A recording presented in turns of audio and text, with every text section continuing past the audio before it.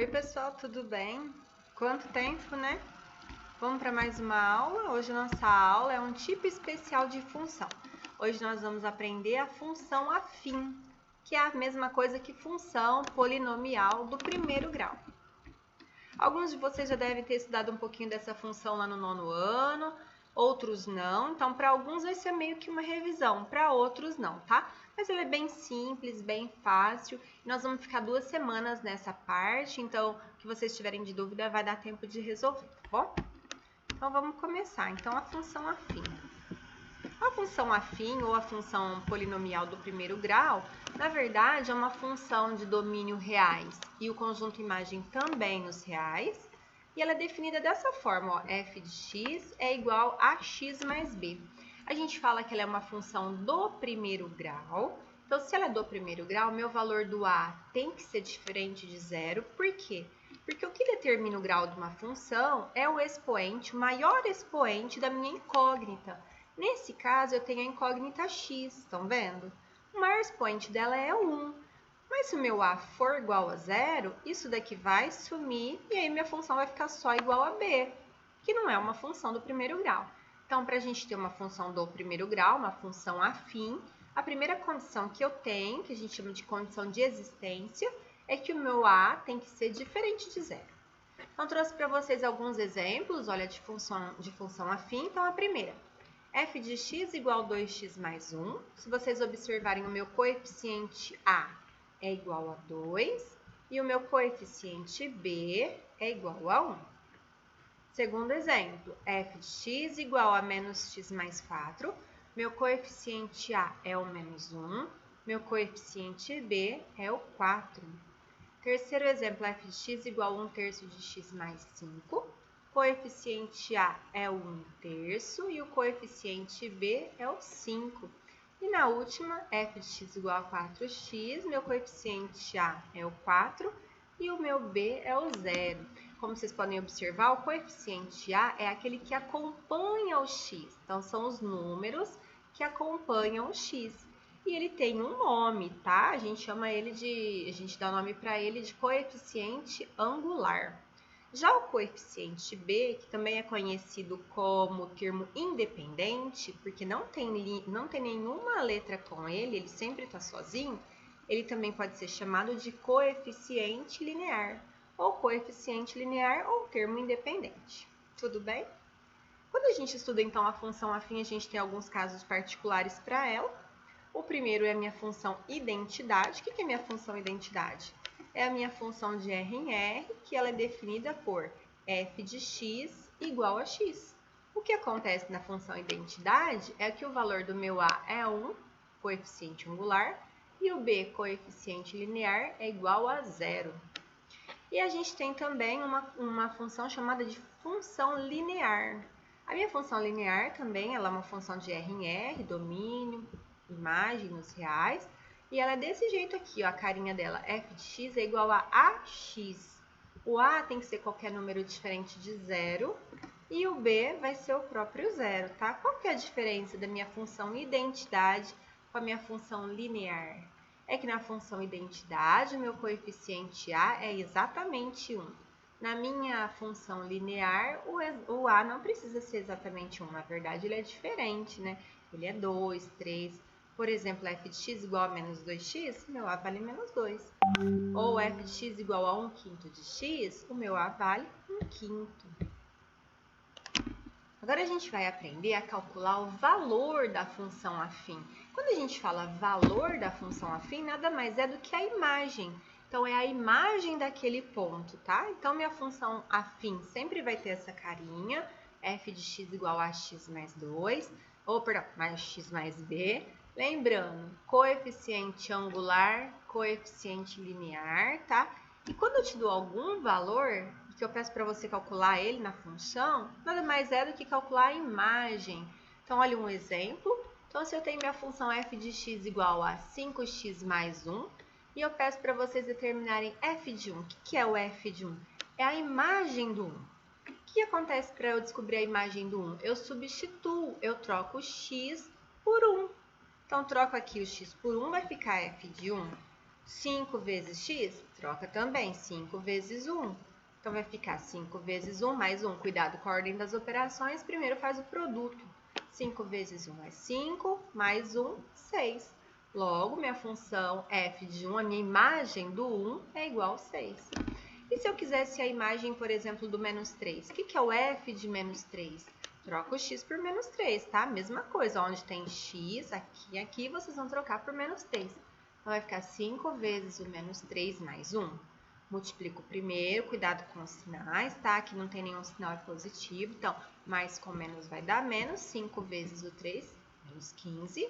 Menos 15 com mais 1, então, devo 15 e tenho 1, vai dar menos 14. Ou seja, a imagem do menos 3 é o menos 14. Mais um exemplo, f de 1/5, a imagem de 1/5. Então, eu vou substituir todos os x por 1/5, aqui e aqui, tá? Então, 5 vezes 1/5 mais 1. Só que 5 vezes 1/5 dá para simplificar, né? O 5 que está multiplicando, o 5 que está no denominador, isso é igual a 1. Então, vai ficar 1 mais 1 é igual a 2. Logo, a imagem de 1/5 é igual a 2. Agora, a gente vai fazer o contrário. Eu vou determinar uma função quando eu conheço os valores de pontos dela. Então, eu conheço 2 pontos quaisquer da minha função e eu vou determinar quem é o valor do a, quem é o b, os meus 2 coeficientes, para eu poder escrever a minha função. A função do primeiro grau, que é a função afim, f de x igual a x mais b, sempre. Para eu conseguir determinar, eu preciso de 2 pontos, tá? Então, ponto x, y. Então, olha lá. Então, o meu primeiro ponto que ele deu através dessa equação aqui, ó, dessa igualdade. F de 2 é igual a menos 2. O que isso significa? Ele trocou o x por 2. Olha, f de x virou f de 2. Quando o x estava valendo 2, o resultado foi menos 2. Então, vamos fazer isso. Então, a gente vai substituir o x por 2 e eu vou falar que esse resultado tem que ser menos 2. Então, quando eu substituo, não vai ficar aqui, ó, a vezes 2, que é a mesma coisa que 2 vezes a. Então, 2 vezes a mais o b e o resultado tem que ser menos 2. Mesma coisa aqui, ó, ele falou que o f de 1 é igual a 1. Então, olha, observa, ele trocou o x por 1 e ele falou que quando eu troco o x por 1 e faço a conta, o meu resultado tem que dar 1. Então, troca esse x por 1. A vezes 1, 1 vezes a é o próprio a. Então, vai ficar a mais b e o resultado tem que dar 1. Então, o que a gente tem aqui? 2 equações com 2 incógnitas. As minhas equações têm incógnitas a e b. Então, a primeira, 2a mais b, que é igual a menos 2. Escrevemos aqui, ó, 2a mais b igual a menos 2. A segunda, a mais b igual a 1. A mais b igual a 1. E aí, a gente tem que fazer o quê? Escolher um método para resolver esse sistema. Método da substituição, método da adição, escolha um método que vocês preferirem, tá? O que eu fiz aqui? Ah, eu gosto mais do método da adição. Só que se eu fosse somar já assim de cara, talvez não ia dar certo. Então, o que eu fiz? Peguei minha segunda equação, multipliquei ela inteirinha por menos 2, para eu poder cortar com esse 2 aqui. Então, quando eu multiplico inteirinha por menos 2, ó, o meu a vezes menos 2 resulta em menos 2a. O meu b vezes menos 2 resulta em menos 2b. E o 1 vezes menos 2 é o próprio menos 2. Agora, observa na hora da gente fazer a adição. 2a com menos 2a, cancela. b com menos 2b vai resultar em menos 1b. E menos 2 com menos 2, menos 4. Se eu multiplicar por menos 1, então, na verdade, o valor do b é 4. Já descobrimos o b. Fica super fácil descobrir o a. Que jeito? Escolhe uma das duas equações, aquela que vocês quiserem, substitui o valor do b e encontra o a. Eu vou escolher a segunda, a mais b igual a 1. Por quê? Porque ela é mais simples, bem mais fácil, não tem nenhum número multiplicando, bem mais fácil de fazer conta. Então, a mais b igual a 1, eu vou substituir o b por 4. Então, como que vai ficar? A mais 4 é igual a 1. Passo o 4 para o outro lado na operação inversa, ele é positivo, passa negativo. 1 com menos 4 vai ser igual a menos 3. Ah, eu descobri o valor do a e o valor do b, eu já sei escrever, então, a minha função.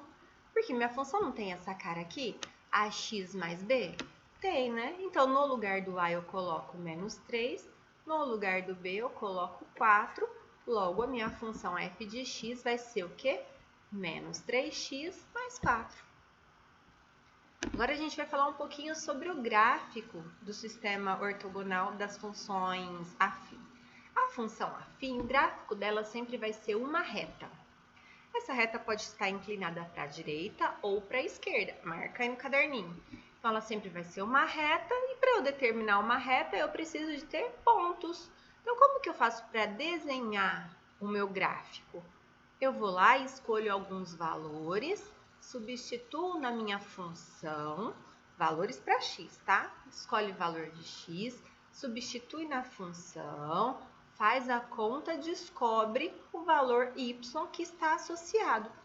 2 pontos já basta. Se quiser pegar mais, não tem problema. Uma dica: pega alguns valores positivos e outros negativos, porque isso te ajuda a traçar o gráfico, tá bom? Então, olha aqui meu primeiro exemplo. F de x igual a 2x menos 3. Então, eu faço uma tabela com os valores que eu quero. Eu quero x igual a menos 2, menos 1, 0, 1 e 2. Tá vendo que eu peguei negativos, o 0 e positivos? Agora, a gente substitui, ó. No lugar do x, eu ponho menos 2. Então, vai ficar 2 vezes menos 2 é menos 4. Menos 4 com mais 3 vai dar quanto? Menos 4 mais 3, menos 1. Agora, faz com o menos 1. 2 vezes menos 1 é menos 2. Menos 2 com mais 3 é 1 positivo. Agora, com 0. 2 vezes 0 é 0. 0 mais 3, 3. 2 vezes o 1, 2. 2 mais 3, 5. 2 vezes 2, 4. 4 mais 3, 7. Ah, eu posso fazer mais valores? Pode. Tem necessidade? Não. Por quê? Porque se o meu gráfico é uma reta, com 2 pontos eu já desenho uma reta. Eu fiz 5, fiz mais do que eu precisava. Então, olha lá. Vou lá e pego o primeiro, menos 2 com menos 1. Ó. Menos 2 do x com menos 1 do y tá aqui. O segundo, menos 1 com menos 1. Ou, perdão, menos 1 com mais 1. Menos 1 do x está aqui, com mais 1 do y está aqui. O outro, 0 com 3. Aqui, 0 com 3. 1 com 5, então 1 com 5. E o último, 2 com 7. 2 com 7. Fiz os pontos, traço a reta, esse é meu gráfico. Observa uma coisa bem legal. Aonde que o meu gráfico cortou o meu eixo do y? Bem no ponto 3. Olha quem é o meu coeficiente linear. É o 3. É coincidência? Isso sempre vai acontecer, tá? Então, o meu gráfico sempre vai cortar o eixo do y no valor do coeficiente linear, ou seja, do termo independente. Então, se eu quiser marcar esse ponto já como o meu primeiro ponto, eu posso, claro. Então, passa sempre por quem? Nesse caso, pelo 3. Já marco 3. E se fosse esse caso aqui, ó, segundo exemplo, cuja função é menos 2x mais 5. Então, de cara, eu já sei que ele vai passar na onde? Ele vai passar pelo 5. Tem que passar pelo 5. Por quê? Porque é o meu coeficiente linear aqui. Ah, mas eu não sei, professora, eu quero fazer cálculo. Beleza, vamos lá, monta a tabela e escolhe alguns valores. 2 valores basta. Mas se você quiser pegar mais... Gente, não vai pegar valor muito grande, né? Porque senão você tem que fazer um gráfico desse tamanho, não cabe no caderno. Então, pega valor pequenininho, menor. Então, que nem menos 1, 0, 1, 2, tá vendo? Peguei um negativo, 0 e uns 2 positivos. Se eu vou substituir aqui, então, por menos 1, menos 2 vezes menos 1, menos com menos vai dar mais, vai dar 2. 2 mais 5, 7. Quando eu substituo por 0, 2 vezes 0 é 0, 0 mais 5, 5. Quando eu substituo por 1, menos 2 vezes 1 é menos 2. Menos 2 com mais 5, então, tipo, devo 2 e tenho 5, vai dar 3. Substitui agora por 2. Menos 2 vezes 2 vai dar menos 4. Então, tipo, devo 4. Devo 4 e tenho 5, na verdade, vai dar 1. Marco os pontos. Olha lá o primeiro, menos 1 com 7, menos 1 com 7. O outro 0 com 5, que era aquele que a gente já sabia, porque era o meu coeficiente linear, 0 com 5. O próximo 1 com 3 está aqui, 1 com 3. E o último 2 com 1, ó, 2 no x, 1 é y. Tracei minha reta, esse é o meu gráfico da minha função afim, menos 2x mais 5. Tudo bem, meninos, até aqui? E o gráfico da função identidade? É uma reta também, só que o gráfico da função identidade, a gente fala que essa é uma função especial, é uma função afim especial. E o gráfico dela também. Por que especial? Porque a reta que forma esse gráfico, ela é a bissetriz dos quadrantes ímpares. Então, ela passa exatamente ao meio, tá vendo? Ela intercepta o zero e ela divide o meu primeiro e o meu terceiro quadrante exatamente no eixo de simetria, no meio, tá?